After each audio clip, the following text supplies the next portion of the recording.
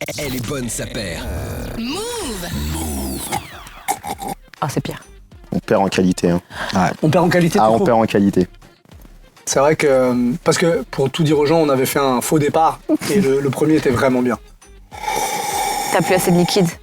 Un peu comme ça. Mais non, il en reste un petit peu, mais c'est vrai que j'en ai utilisé pas mal. Bon, on sait pas si on va faire toute l'émission. Ça va ? Ça va très Bonjour. bien. Bonjour. Tout en noir Ouais. aujourd'hui. Tout en noir. Pourtant, on n'a pas de mauvaises nouvelles à vous annoncer. Non. Elle est bonne, sa paire. Nouvelle émission avec aujourd'hui un dossier spécial Air Max autour de la table. Bonjour. Bonjour, monsieur le fabuleux. Toujours très très loin. Hein, Toujours. Bonjour Clems. Comment allez-vous ? Ça va très bien, merci et vous ? Super. On a passé une belle semaine. Extraordinaire. Bonjour Camille. Bonjour. On a toujours pas retiré le petit truc. Eh non, écoutez, c'était raté, on recommence. C'est vrai ? Mince alors. Ça arrive. Bon, la prothèse, hein, pour ceux qui n'étaient pas là la semaine dernière, petite prothèse, on a fait un petit boulot. Moi, on va finir comme Voldemort, je pense. Ça serait... D'accord, ok, très très bien. On ouvre ce dossier spécial Air Max et on va s'intéresser à l'histoire du soulier. Hein. Il y en a un petit peu devant vous, mais il y en a eu beaucoup d'Air Max. Oh là. Et puis ça sort encore aujourd'hui, plus de 20 ans après, plus de 30 ans après même. Le temps passe tellement vite. Comment elle est née, la Air Max ? Comment elle est apparue, Thomas ? Comment elle est apparue, la Air Max ? Ouais, comment ? Par magie ? Non, Je ne pense pas. Elle arrive pas du tout par magie, la Air Max. Elle arrive au bout de 10 ans d'air encapsulée par Frank Rudy dès la fin des années 70 chez Nike, qui est déjà la première évolution un peu techno chez eux qui leur permet de faire la Air Force One, la Tailwing et d'autres modèles qui seront de renom, pour arriver à la Pegasus, qui est le plus gros succès commercial en fait de Nike dans les années 80, qui est vraiment leur best-seller.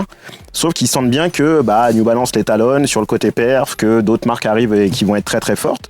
Et Nike a tellement investi sur Jordan en 85 d'un point de vue marketing et commercial qu'à un moment donné, il y a un DAF qui a quand même fait gling gling gling. Il dit les gars, si on continue comme ça, on bouffe la ferme quoi. Donc du coup, il nous faut un truc powerful qui va nous relancer à nouveau sur l'échiquier de la performance, sans forcément une tête d'affiche, parce que ça veut dire que là, il faut mettre des dolls sur un endorsement, et il voulait pas. Du coup, tu as Peter Moore, le designer de la Jordan 1, qui va en interne dire on a un petit poulain chez nous qui est plutôt pas mal, il est un peu foufou, mais il a des trucs à dire et à délivrer. Ça serait bien que Tinker Hatfield passe de merch à design produit. Il était essentiellement sur l'architecture des boutiques, des produits, tout ce qui était un peu merchandising. Donc du coup, il le propulse en tant que designer pour le projet de la Air Max 0 dans un premier temps. Parce qu'en fait, c'est avant qu'elle s'appelle la Air Max One ou le programme Air Max, c'était le projet 0. Au même titre que Air Force d'ailleurs. Ils ont un peu décalé Mais c'est la même. C'est pas tout à fait la même. La 0 sortira en 2014 pour le premier Air Max Day. Ils feront un petit revival en fait de la Air Max 0 qui est plutôt novatrice dans le design, plus que la Air Max One au final. Elle était un peu plus moulée, un peu plus futuriste. Mais peut-être qu'elle l'était peut-être un peu trop pour l'époque. Donc ils ont préféré garder une écriture qui était plus proche de la Pegasus, qui était leur best-seller. Et donc du coup, ils ont commencé à créer dès 86 et à commercialiser la Air Max 1 par le biais de l'écriture Tinker Hatfield, qui a eu l'idée de génie de rendre visible ce qui était invisible. Inspiré bien évidemment du centre Georges Pompidou suite à un voyage à Paris pour lui au début des années 80. Et le challenge est assez... Tu parles de l'air, tu t'as pas de l'air, mais... ouais, de l'air visible quoi. Tu vois en fait, il met en avant au même titre que les escalators et les tuyaux d'aération de Pompidou sont mis vers l'extérieur. Là il a dit il faut qu'on montre au monde ce qu'est l'air visible, enfin l'air en tout cas, et ce qu'est notre système. Donc il le démultiplie. Il fera une énorme bulle d'air sur la première version de la Air Max One qui sortira en 86. Et vous pouvez vérifier d'ailleurs sur les pages de pub de la Air Max One, entre celles qui est présentée sur la publicité et celles qui seront sorties en 87, il y a une légère petite différence sur la semelle, parce qu'ils ont eu un souci technique et technologique à la fabrication sur les premières versions et les premières chaînes de la Air Max. Donc très rapidement, ils repartent en recherche et développement. C'est pour ça qu'ils sentent que le projet n'est pas tout à fait abouti. La Air Max One sort, mais ils sont quand même obligés tout de suite de la rectifier en cours de production pour remettre une nouvelle semelle. Donc ils feront une bulle d'air légèrement plus petite avec un autre type d'assemblage de VA. Et après, on connaît la Legacy qui part à partir de 87 et qu'on connaît jusqu'à maintenant 2022. Il faut savoir quand même qu'à l'époque, quand le projet est lancé dans les tuyaux, Tinker, c'est son premier réel travail de design. Et pour le coup, il n'a pas l'adhésion de tout le monde chez Nike. Carrément, on a essayé de le faire virer à cause des premiers sketchs, en fait, où on disait non, mais là, il va trop loin, ça ne pourra pas marcher, etc. Comme quoi, tout le monde n'avait pas le compas dans l'œil à ce moment-là. Ça a pris tout de suite ? Ouais. Oui. Enfin, je me permets de rebondir, mais oui, ça a pris tout de suite. Et surtout, l'offensive de Nike, à ce moment-là, en allant chercher Tinker, ils misent sur lui comme une Formule 1, comme un Schumacher. Et ils vont lui confier, en fait, tout un pack qui va révolutionner, en fait, l'art visible. Et il va y avoir la Safari dedans, la Trainer One, la Max One, la Révolution, je crois aussi. Donc, globalement, il arrive avec une offre qui est hyper diversifiée, qui va aussi bien chez les bowlers que le mec qui court cadre supérieur, sous cocaïne, Wall Street. Le mec va courir dans Manhattan, tu vois, il met ses Air Max dans Central Park et il va plus vite qu'une Ferrari, tu vois. Donc, tout marche à ce moment-là. Cours vite. Quand même, c'est des bons souliers. Parce qu'en fait, ces paires-là étaient vraiment dédiées dans un premier temps au cadre supérieur qui au final était en avant sur son temps, qui était avec son Discman, qui allait courir, qui avait une voiture qui allait vite, rouge si plus est, et on est vraiment dans ces recherches de métaphores. Et donc oui, ça va prendre tout de suite, le prix va être fou aussi pour l'époque. Ça sort à combien à l'époque ? On est à 800 francs je crois, t'es quasiment... En France, ça. Entre 650 et 750 francs, je crois, pour être précis, ce qui est quand même très cher pour l'époque, vraiment hors de prix. Et ça mettra ce modèle sur un piédestal et les gens iront en boutique pour les regarder, pour aller voir la lumière à travers. Vraiment. Tiens, les kids à l'époque les mettaient, la soulevaient pour vraiment se dire, mais en fait, la lumière est transversale, c'est complètement La pub, dingue. c'était ça. La pub, c'était une paire avec la lumière qui passait au travers. Tu voyais le halo de lumière qui passait au travers de la semelle. C'est pour ça que les kids allaient le voir Après, en boutique. on reproduit ce que l'on voyait. Et sur cette pub-là, c'est celle de 86. C'est la première version. Et on voit effectivement que la bulle d'air sur les côtés est légèrement plus large et encapsulée. Donc à la base, c'est évidemment une paire qui est dédiée pour le sport, en fait. Comment elle arrive à devenir un accessoire de mode ? Ça prendra un petit peu de temps, mais justement, à la fin des années 80, c'est le moment où on commence à voir des baskets dans la rue, où on commence à la détourner de son utilisation première, à savoir la pratique du sport, où on commence à se dire, je peux mettre ça pour aller sortir le chien le dimanche, je peux pour aller me balader le week-end, etc. Je peux mettre autre chose qu'une paire de chaussures. Et là, l'idée va commencer à germer et à se développer. Et c'est comme ça qu'elle vient dans la rue et elle a tellement d'impact, parce qu'en plus, elle avait des couleurs quand même flashy, le rouge et le blanc, le bleu et le blanc par la suite. Les différentes paires d'Air Max par la suite ont toujours eu des coloris assez flash. Je pense à la 90 infrared qui était quand même super remarquable.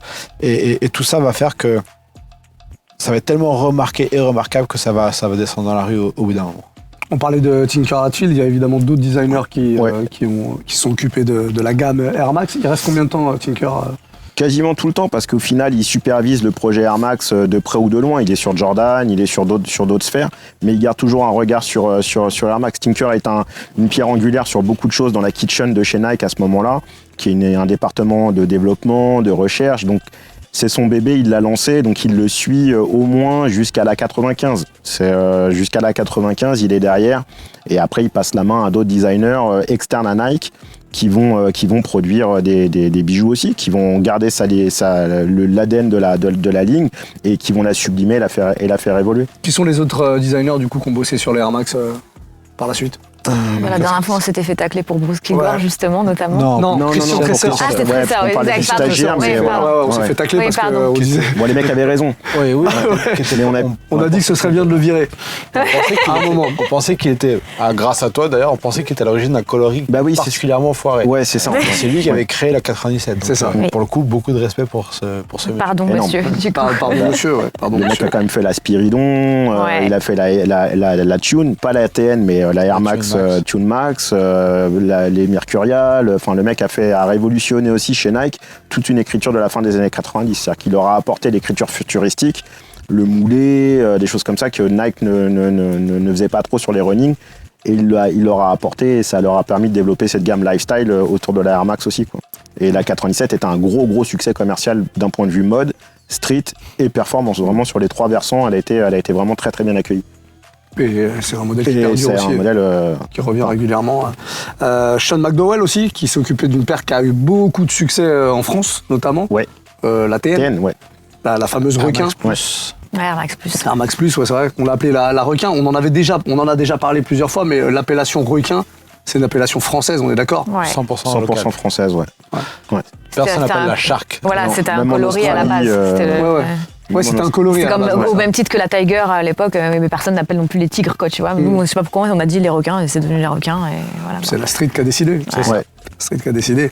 On a des spécificités régionales avec la Air Max. Hein, on peut le dire, ouais. Nos régions du talent. C'est ça que t'as aimé. Ok, Jean-Pierre Pernaut. Ouais, bah écoute, rest in peace. Oui. Oui, là, cette fois-ci, c'est. Si tu nous vois, passe le bonjour à Ocho. Non, ça va. Purée. On va arrêter ce running gag. Oui. C'est très. Non, c'est déplacé. Ah, tu voulais tester ton buzzer? Pardon. Il fonctionne. Justement pour vous annoncer qu'il y aura une petite bagarre avant Moi, la je fin de les laisse l'émission. les deux. De toute façon, il y a trop de trucs qui traînent Non, entre c'est vous une trois. bagarre détente. C'est une bagarre détente. Non, ça va encore gueuler pendant 3 semaines après. C'est bon, je me paye pas vos billets d'humeur. Là, je sais Non, pas. mais moi je suis pas responsable de Bon, ça. allez. On en parlera en tout cas d'ici la fin de l'émission. Comment elles se sont déployées les Air Max dans le monde? Est-ce qu'il y a déjà eu une stratégie de la part de Nike? Non, au début, c'était des lancements globaux. Hein. T'avais la Max One qui sortait partout dans le monde. Et ça a 90 évolué. pareil. Après, il a pu y avoir des coloris exclusifs pour certains continents. Mais vraiment, au départ, vraiment la base de l'écriture, en tout cas les premiers coloris qui étaient, encore une fois, hyper emblématiques, sortaient partout. De manière globale. Des fois avec des petits décalages. D'abord aux US, puis quelques semaines après en Europe ou ailleurs. Mais pour le coup, c'était assez... au contraire, c'était plutôt très carré, quoi. C'était des vrais lancements globaux. En fait, il faut garder en tête qu'à l'époque, le marché est quand même hyper différent. T'as pas une sortie tous les jours. T'en as pas 25 tous les week-ends. Là, pour le coup, la 90, elle sort.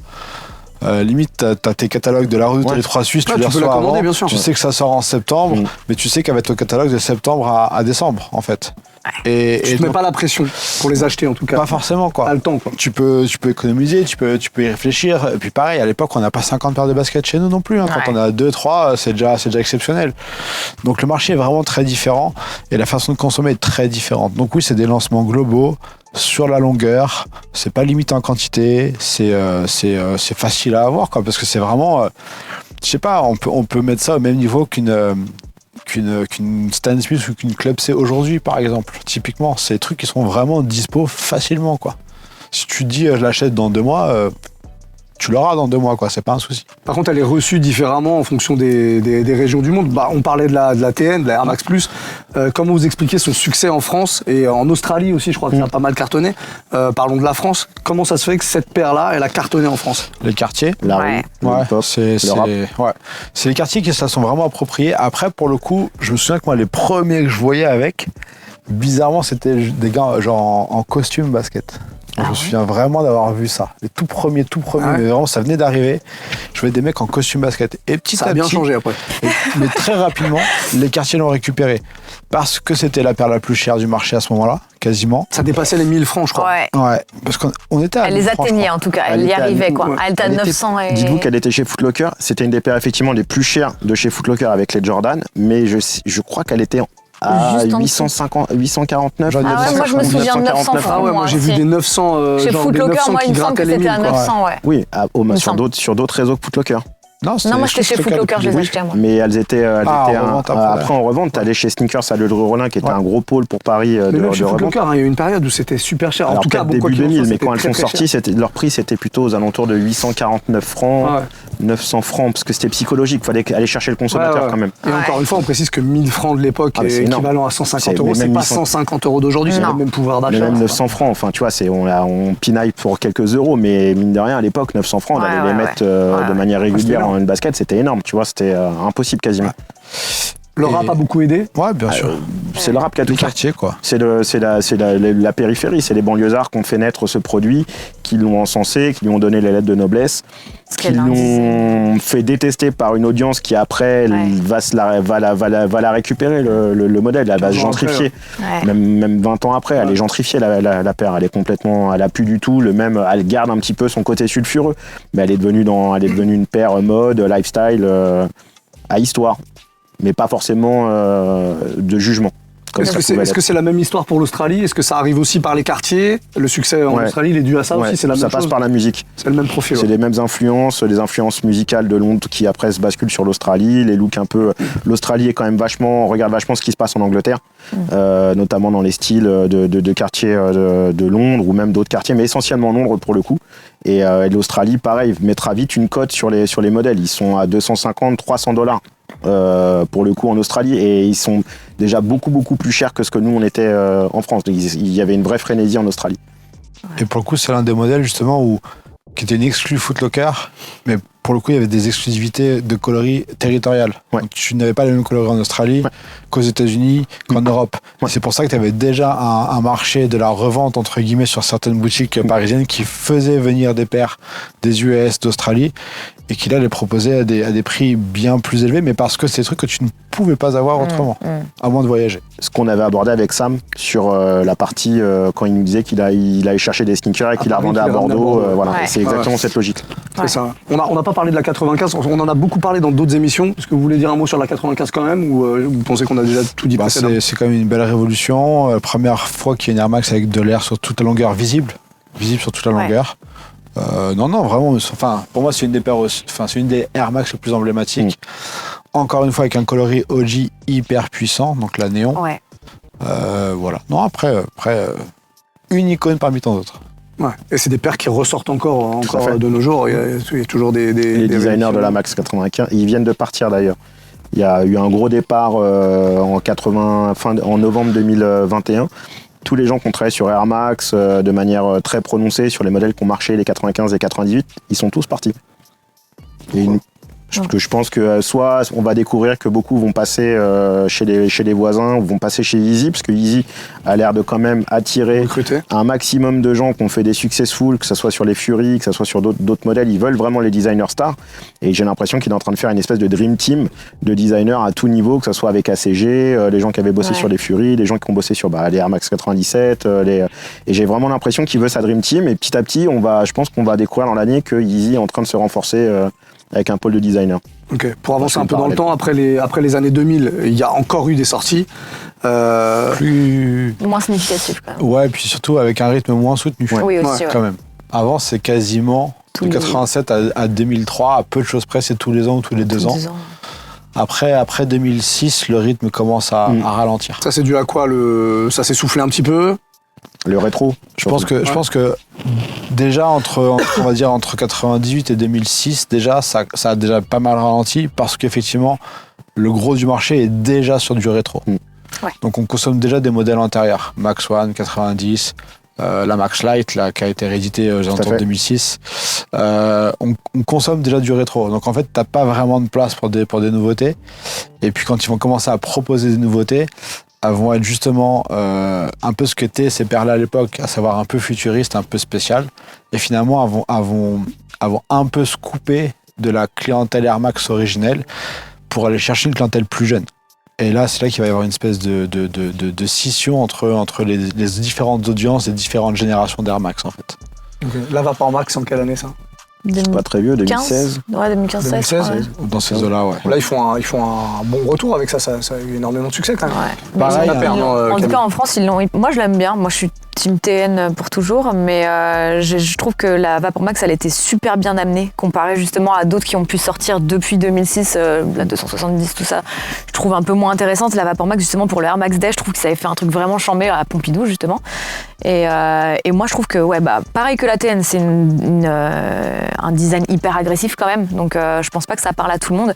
Elle a vite rejoint les placards. Moi, je sais il me semble que j'ai plus qu'une paire, alors que j'en avais copé pas mal de coloris, mais non, je la trouve, c'est une des seules qui m'a marqué depuis vraiment les paires emblématiques de Air Max qu'on connaît tous, quoi. Et pour le coup, ce qui avait été très étonnant avec celle-ci, d'ailleurs ça avait un peu floppé dans ce sens-là, c'est qu'il l'avait présenté comme un modèle performance, ce qui n'était plus le cas pour les dernières Air Max précédentes.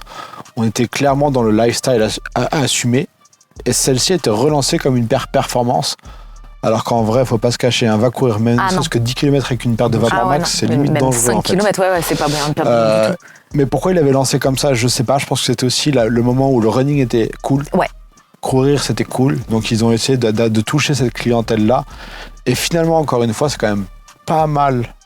Et le quartier et la fashion qui ont récupéré ce modèle-là en même temps. Et ça s'est beaucoup développé. Et aujourd'hui, par contre, t'en vois quasiment plus. Non. Ou dans des sales états. C'est une des Air Max. Sinon. Ouais, beaucoup. Et c'est une des Air Max qui vieillit le plus mal, je crois, globalement. Il y a eu des flops après 2000. Les 2003, 2004, parce qu'ils ont continué la legacy. Chaque année, t'as une Air Max qui sortait, qui était dans le catalogue et dans la legacy, un peu d'évolution d'année après année, comme les Jordan. Pareil, oui, c'est un peu calme à partir de, comme l'a dit Clems, 2002-2003, ça commence à se freiner directement. La 2003 marque un petit intérêt, mais après, il n'y a plus d'intérêt sur Air Max. Parce qu'on est sur le rétro, Atmos arrive entre-temps avec les Quick Strike, donc on redécouvre les Quick Strike et les gens veulent du rétro à ce moment-là. Ils veulent pas forcément de la performance. Puis il y a tellement de choses en plus à partir de ce moment-là aussi qui sont sorties en dehors de Air Max. Ouais. Que les gens, c'était soit ils allaient faire un focus sur les trucs qu'ils ne connaissaient pas déjà, soit sur du rétro en fait. Il ne pouvait pas y avoir un mélange des deux. Quand il y a eu les hybrides et tous les trucs et tout, on s'est dit là. Donc du coup voilà. Et 2003-2004, c'est un peu la fin de l'ère de la première TN. C'est-à-dire qu'en gros, les derniers bastions commencent à tomber. Peut-être quelques régions de France vont continuer, même encore maintenant, vont toujours continuer à consommer de la TN.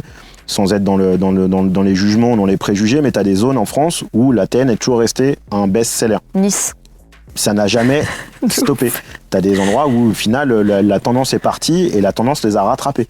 Donc, du coup, c'est vraiment un bastion important. Et 2003, les gens ne veulent plus, justement, le côté KRA. Le côté KRA de la paire visible, full black, air visible, trop orienté street. Là, ils veulent un truc un peu plus cool, mode, un peu plus fancy. On est sur la mode des slick shoes à ce moment-là. Donc les semelles très très fines, très pointues. On essaye d'être un peu dans le côté un peu plus habillé de la sneaker à la frontière du casual. Mais en parallèle, tu as le rétro qui arrive. Donc les sneakerheads sont sur le rétro. Jordan est là. Mais Air Max, au final, commence à être un peu ringard. Il y a un petit, sur le profil un peu novateur, il ne parle plus à grand monde. À part au marketing, parce que du coup, ils envoient quand même du marketing, parce qu'ils veulent préserver quand même l'identité et la marque. Okay. Air Max, c'est un truc indéboulonnable pour Nike. Ils peuvent pas s'en passer. Il y a trop d'enjeux sur ce label. Ok. En 2014, l'arrivée du Air Max Day. Ouais. C'était quoi le but à la base ? Justement, apporter un second souffle. Fêter la Air Max et la Legacy Air Max et de remettre un coup de boost justement pour les plus jeunes générations, je pense. Parce qu'en vrai, notre génération n'avait pas besoin de coup de boost là-dessus. Ça a toujours été dans un coin de notre tête. Mais je pense que les plus jeunes avaient besoin d'une célébration pour leur faire comprendre à quel point il y avait une histoire intéressante, à quel point c'était cool et les remettre dedans. C'était une bonne idée selon vous ? Très bonne idée. À l'époque, excellent. La communauté est là. Il y a une grosse communauté autour de la Air Max One. Et il y a ASICS en face aussi. C'est les deux pôles un peu en running qui se battent à ce moment-là. Et effectivement, je pense que Nike a raison. Ça fait 3-4 ans, depuis 2006, qu'ils font beaucoup de rééditions sur la Air Max 1. Il y a des gros collectionneurs de Air Max 1. Tout le monde se donne pour la Air Max 1. C'est la mode des jog paint et tout ça. Donc la silhouette va, vestimentairement parlant, on est clairement dans la silhouette Air Max. Et je pense que c'était effectivement bien de le faire à Paris, de le faire au centre Georges Pompidou pour reprendre l'histoire de la Air Max 1 et de la remettre en avant. C'est la force de Nike à ce moment-là. C'est là où tu sens qu'ils sont vraiment très forts dans le marketing et qu'ils arrivent à te refaire vivre une histoire qui a déjà à l'époque 87, 2014. Je vous laisse faire le 8 ans. Le calcul. Tu disais à l'époque, quand je dis c'est une bonne idée, à l'époque, est-ce que vous pensez qu'aujourd'hui ça s'est essoufflé, Camille ? Ça s'est pas essoufflé, déjà maintenant c'est décédé plus, c'est plus le Air Max Day, déjà c'est le Air Max Month. Ensuite ça a plus du tout le même intérêt. Enfin là genre c'est quoi maintenant, c'est des lives sur la plateforme sneakers. Enfin je suis désolée, tout le monde s'en bat les couilles quoi.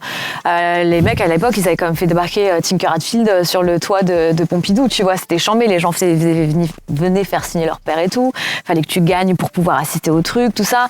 Il y avait un truc vachement communauté qui existe plus trop aujourd'hui. Vraiment là, en fait, tu sais, on a vraiment l'impression qu'il y a le marketing a trop pris le dessus sur tout ça et ça part dans tous les sens. Enfin là, je suis désolée, cette année, quelqu'un se souvient du Air Max Day de cette année ? Voilà. Je m'en souviens, mais c'était... Vous n'avez pas été tendre quand on en a parlé. En fait, le truc, c'est que c'était parti très fort. Effectivement, le premier Air Max Day, en tout cas pour un Parisien, c'était un bel événement. Ah ouais. À Paris, à Pompidou, avec tout un étage de réservé pour ça, avec une expo, avec la présence de Tinker Hatfield, une belle soirée, enfin, vraiment c'était un bel événement, avec des rééditions de coloris intéressants et tout, c'était chambé. Derrière, les années suivantes n'ont pas été inintéressantes, c'est monté en force, ça a pris en force rapidement. C'est devenu un Air Max Month, c'est un moment parce que le mois qui précédait, t'avais des sorties toutes les semaines et des tonnes et des tonnes. Et là, depuis 2-3 ans, ça y est, c'est le déclin total. Et je pense que cette année, on a touché le fond. Non, mais c'est vrai. En gros, il y a des trucs que j'ai pas du tout compris sur cette sortie. Hyper positif, on fait une Air Max pour 3 continents. Donc, exclusivité territoriale, chambé. On en parle depuis longtemps, c'est ce qu'on aime aussi.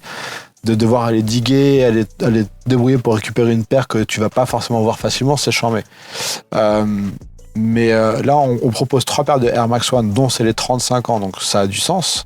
Sauf que toute ta communication en amont autour de la Air Max, juste avant la Air Max D, c'est sur la 90. Et la 90 Terrascape en plus.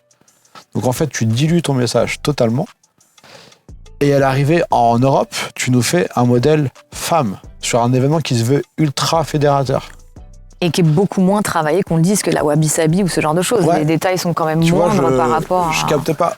Tu veux un truc fédérateur, alors fais un sizing unisex Mais qui bien va du sûr. 35 au 50 si tu veux. Mais surtout en plus. Mais pourquoi tu fais un modèle femme ce moment-là, quoi? Enfin, j'ai pas compris le truc. Et pour le coup, allez dans les boutiques qui les ont eues. Air Max D, c'était il y a 3 semaines aujourd'hui. Il y en a encore. Vous en trouverez.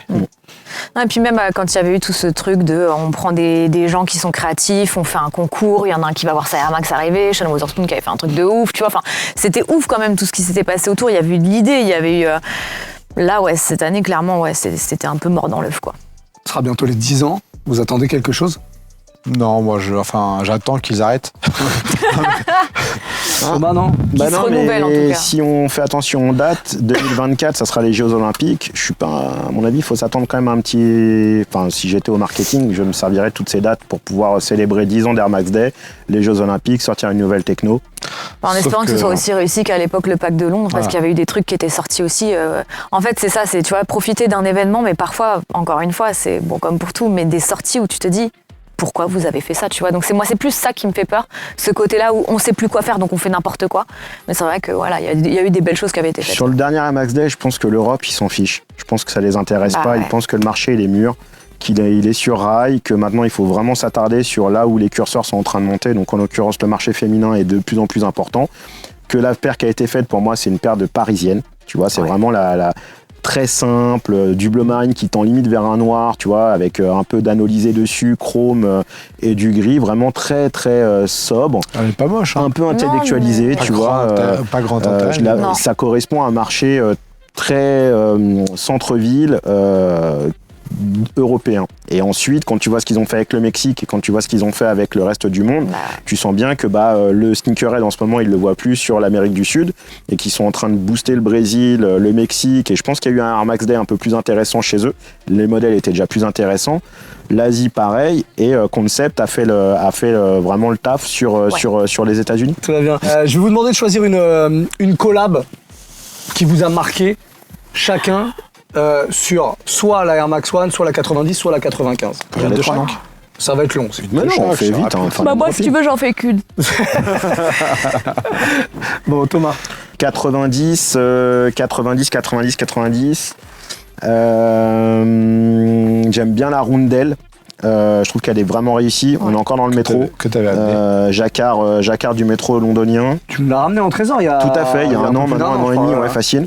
J'avoue que celle-ci, je l'affectionne Celle-là, les particulièrement. détails, ils étaient assez ouf. Ouais, elle est assez fou. Et Avec en plus, c'est si je me rappelle bien, le tissu du métro. c'est exactement le même. C'est le jacquard utilisé Ouais. par je sais plus quelle ligne sur Londres, mais oui, c'est bien le même, c'est celui-là.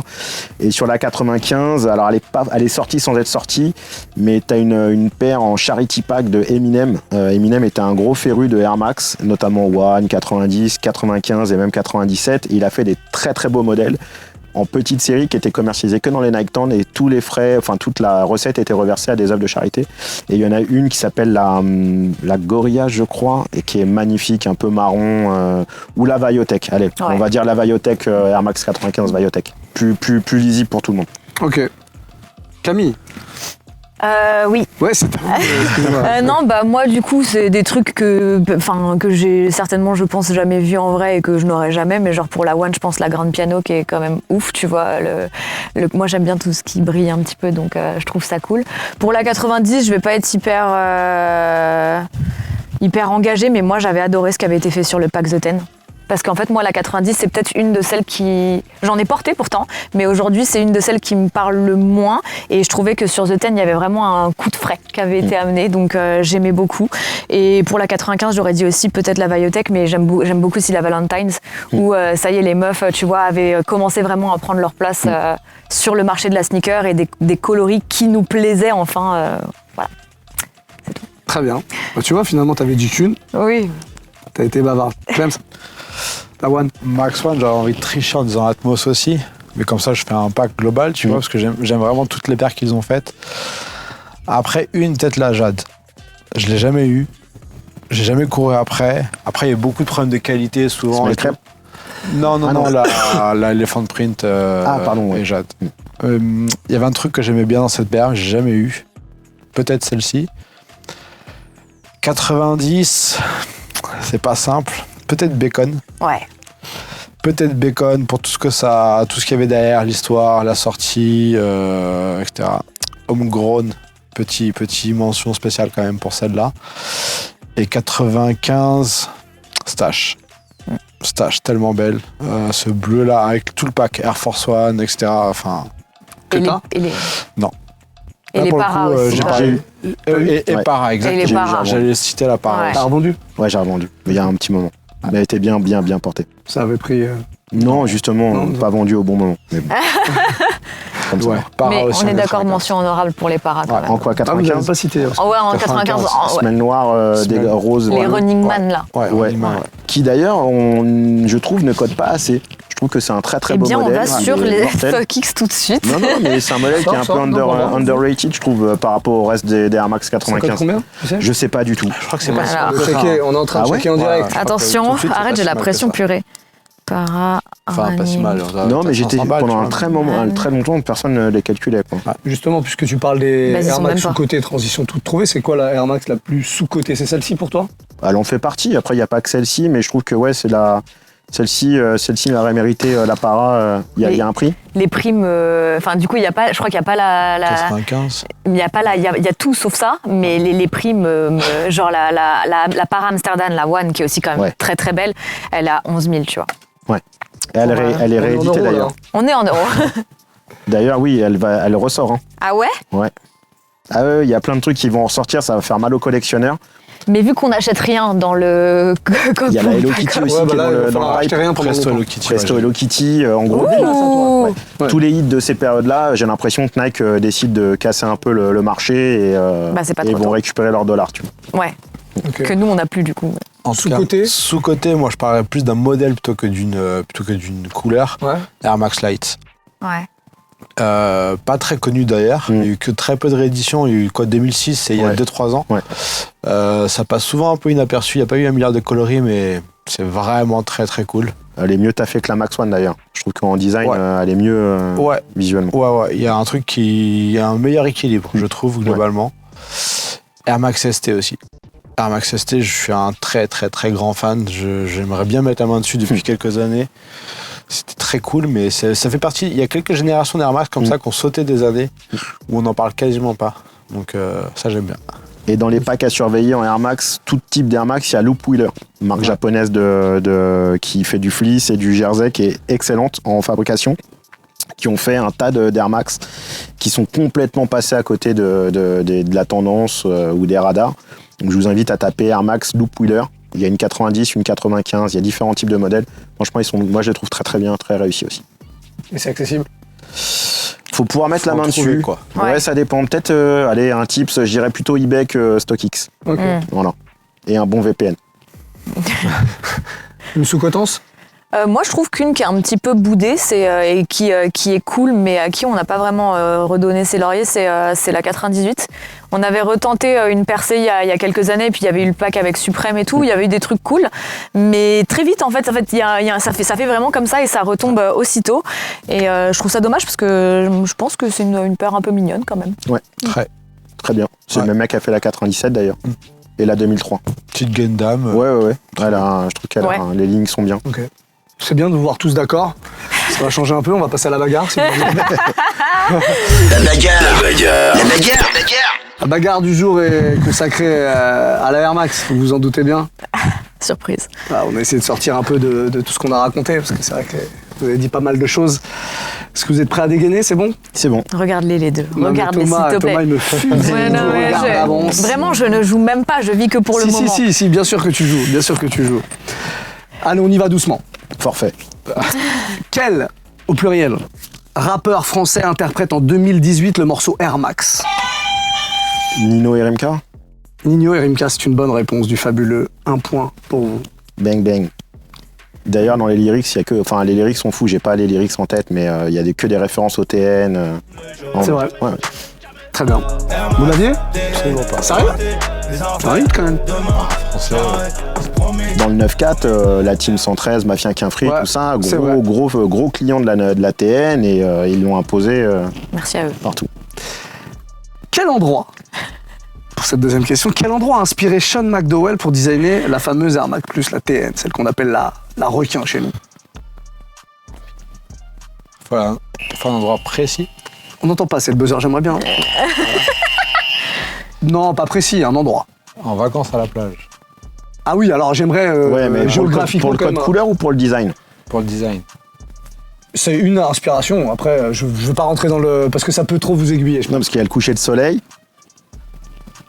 Vous voulez buzzer peut-être? En vacances, coucher de soleil, alors je sais plus la localité, Géographiquement, je sais plus où il l'endroit. était. Mais on est bien. Mais ouais, je sais, j'ai oublié, je confonds avec la Moab et je confonds la story Moab et la TN, c'est à peu près les mêmes d'ailleurs. Ce sont le marketing, mais... C'est un endroit paradisiaque. Où est-ce qu'on pourrait avoir un coucher de soleil avec Hawaï, une lumière non, assez les intéressante? Philippines.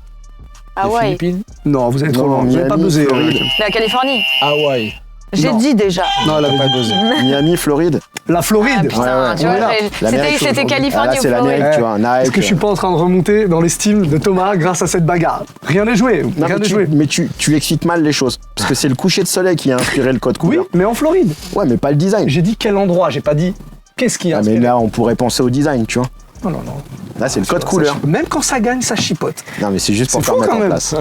C'est incroyable ça. Quel Air Max sorti en 1995 n'existe pas? Bah oui. Putain, là-dessus, il est trop fort. Allez, fais un truc, vas-y. Faut aller vite, par contre. La Air Max lardons végétaux. La Air Max lardons végétaux, absolument. Elle devrait exister. Elle devrait exister. Je vais pourtant. faire quelque chose. Ah ouais. Et celle-là, c'était une question à 2 points. Hein, Marc Léguel. Non, c'est Non, pas mais vrai. vas-y, 3 points si tu veux. Hein. 4 points. Non, 2-1 pour Thomas. Bon, tout le monde est dans la course encore. Ah oui. Ça devient un peu compliqué pour Camille, mais tout le monde est dans la course. Faut pas. Elle sait même pas. hein. Non. On va revenir en arrière. Ça, c'est une question que je vous ai déjà posée dans une bagarre, Super. mais vous aviez un peu galéré. Oh là. Dans une émission précédente, quel surnom avait donné Seth Gecko à la TN? Oh, la Ayrton, enfin, pour rien. Ouais, ça, la Air Max ton. La Air Max. C'est une bonne réponse. Ah, vous l'aviez, c'était Tu pour peux votre- te renouveler un peu en question ou- Non, parce que la dernière fois, vous aviez totalement échoué sur Ouais. cette question. Et là, c'était l'occasion de la ressortir. Et l'occasion aussi pour moi de travailler un tout petit peu moins sur cette bagarre. Du coup, il y a 2-2. Il y a 2-2. C'est une égalisation. On n'a même pas besoin de faire une... Vous êtes hors jeu. Hein, Oui, non, franchement, mais de cher toute façon, Camille. Tout va se jouer là-dessus. Tu sais, il a la pression. Non. Ça fait qu'il a la pression. Prends ton buzzer dans la main. Tu Pardon. pourras pas dire que Oui. t'as pas pu être réactif. Quel Air Max contient le plus d'air? La 80... Ah, j'ai pas cité les deux... Allez-y. C'était entre deux modèles. 720. C'était entre deux modèles. Tu me laisses pas finir Ah, la question. pardon. Alors, ok, très bien. La 90 ou la BW? Ouais, facile. Bah, la BW. Big window. Windows. Non. Vous pouvez encore buzzer, les amis. Entre la 90 alors. Non. Bah, attends. Entre la 90 et la BW Ouais. Laquelle contient le plus d'air? C'était une question piège. Buzzer très vite. Bon, bah, il l'a dit tout à l'heure, c'était la 720. Non. C'était une question piège. Il y a la même quantité d'air dans les deux, les amis. Oh là là là là, c'est pas Ah, vous êtes des possible. spécialistes ou pas? Je suis pas sûr, mec. Ah si. Non. Sur les rééditions, oui. Mais pas pour celle d'époque. Quand tu vois la Big Window, pourquoi ils auraient fait l'air plus T'en mort. grand? Big window. Alors, je t'explique le principe. Dans une pièce de 50 mètres carrés, si tu mets une grande fenêtre, est-ce Ah que ouais. ça Ah, ouais. veut dire qu'il y a plus Ouais. d'air dans la pièce? Sauf que je pense qu'il faudrait l'ouvrir, mais je pense que le coussin est quand même plus large. Mais bon, après. C'est la même. C'est vrai, la même chose. C'était souvent les mêmes Encapsulés, c'est la l'air même chose. encapsulé. Sur les premières générations, c'est Ah souvent ouais les mêmes. Je crois même la Max. Attends, pardon, du coup, qui est le gagnant en fait? Il n'y a pas de gagnant Y a pas de aujourd'hui, gagnant. sauf si... Égalité. On va quand même vous départager parce que j'aime pas qu'on parte sans qu'il y ait un gagnant. On va faire un petit Shifumi. En un coup, pierre, feuille, ciseaux. Pierre, feuille, et on dévoile sur ciseaux. Vous êtes prêts? Mais on met sur une question de sneaker ou Non, Pas du juste tout. un Là, on est sur Shifumi. du pierre-feuille-ciseau. Hein. Ouais. On perd en qualité. Hein. Les amis, si vous étiez un peu Ouais, on perd en pointu, qualité. Ouais. hein, On va faire pierre, une. feuille et ciseaux. Vous êtes prêts? Vas-y. Pierre, feuille, ciseaux. Oh, quelle pression. Pierre, feuille, ciseaux. C'est gagné pour Thomas Voilà. aujourd'hui. Bravo. Vous pouvez applaudir Thomas. C'est gagné pour Thomas. Oh, pierre, feuille, ciseaux. Super. C'est génial. Il m'énerve lui. Il m'énerve lui. Je le dis. Des baskets et pas que. Et pas que. Bah, c'est un peu plus compliqué en ce moment de et pas que, hein, j'ai l'impression avec Thomas. Thomas, il veut pas sortir. Il veut rester sneaker. Non, non, non. non. Elle est bonne sa paire, c'est elle est bonne sa paire. On peut pas en sortir. Hein. Bon, bisous. À demain. À la semaine prochaine plutôt. Parce que demain, je serai pas là. Moi, je serai pas là non plus. Allez, salut. Ouais. Move Radio. Hip Hop Nation.